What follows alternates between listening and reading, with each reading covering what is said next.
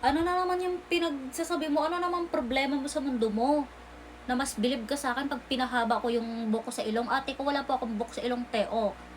Wala pa akong buhok sa ilong kahit bulat-latin mo pa yung ilong ko, yan o. Pango lang yung ilong ko, te, pero wala yung buhok sa ilong. Kaya nga, te, kung meron kang buhok sa ilong, uniqueness mo yon.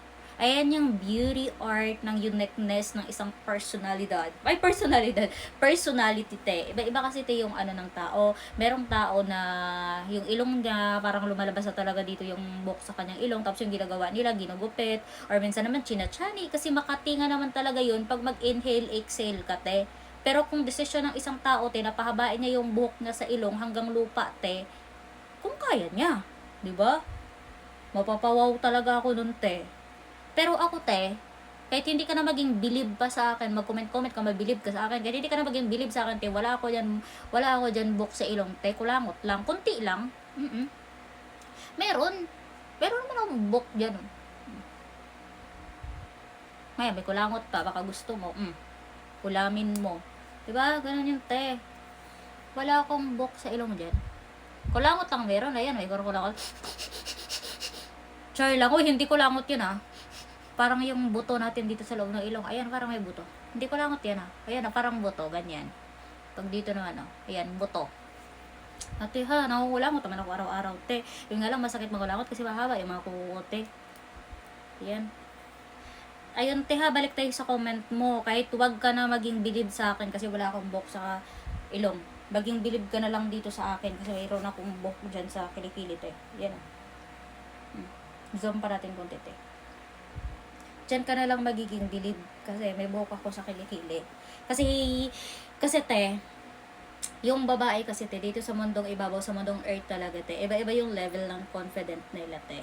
Kung yung sarili nila, nahihiya sila pag nakita yung kanilang buhok sa kilikili, eh, level yun ng confident nila, level yun ng self-esteem nila. Baka 1/4 lang yung level nila kasi nahihiya sila te. Kasi siguro nakatatak pa rin yung utak ng mga kababaihan na pag wala kang buhok sa kilikili, ikakaganda mo yun, ikakalinis mo yun. Pero hindi nila alam te, pag nagsalita ka, amoy ka bagang. Tapos pag pinagpawisan ka, amoy ka anghit, amoy ka lang ka, amoy kang bayabas te. 'Di ba? Pero wala kang buhok sa kilikili. Ganun yun te. Nahihiya sila pero hindi sila nahihiya sa baho nila. Ganun yun. Te, iba-iba po yung level ng confident ng isang tao. Kung yung level ng confident ko, pinapakita ko yan dito, nagbibideo ako ng buko sa kilikili, na gumaganyan-ganyan ako, ito ako. Nasa high power level voltage talaga, te, yung level ng confident ko kasi, te. Ganun yan. Kasi simula pa naman talaga ako bata, hindi na ako nag-ahit ang buko sa kilikili. Sanay na rin ako laitin ng mga katauhan. Sanay na rin ako sabihan nila ng unggoy. Sanay na rin ako sabihan nila na butiki. Sanay na rin ako nasabihan nila na maitim. Sanay na rin ako sabihan nila na pangit. Sanay na rin ako nasabihan nila na gilagid. Puro gilagid. Sanay na rin ako sabihan nila na pango. Sanay na rin ako sabihan nila na malaki yung mata. Kasi dati talaga, te, malaki talaga mata ko. Kahit ngayon malaki talaga mata ko, te. Te, alam mo yun, te, yung nilalait-lait ka before. Isus, nako. Mas natutuwa ako ngayon. Pero dati, sakit ng dibdib ko pag pinagsabihan akong pangit. Pero ngayon, mas marami nga akong nakikita dyan na lalait sa akin na pangit pero mas pangit naman. Ganun yun, te. Yung level ng confident natin, te, iba-iba.